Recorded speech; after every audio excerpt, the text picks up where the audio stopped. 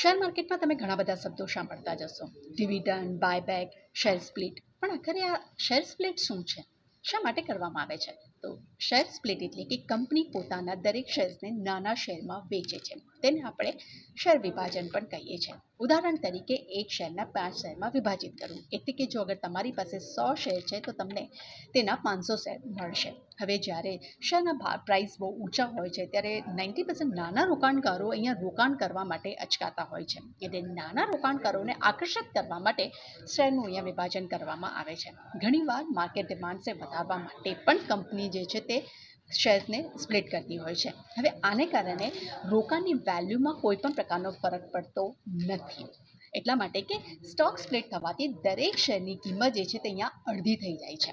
હવે આનો ફાયદો શું છે? તો કે શેર વિભાજનને કારણે કરીને કંપનીના શેરમાં લિક્વિડિટી વધે છે, નાના રોકાણકારોનું શેર તરફ આકર્ષણ વધે છે, શેરના પ્રાઇસ ઘટતા તેજી આવવાની પણ અહીંયા અપેક્ષા વધે છે અને ટૂંકા ગાળામાં કંપનીના શેર્સમાં ઉછાળો પણ જોવા મળી શકે છે.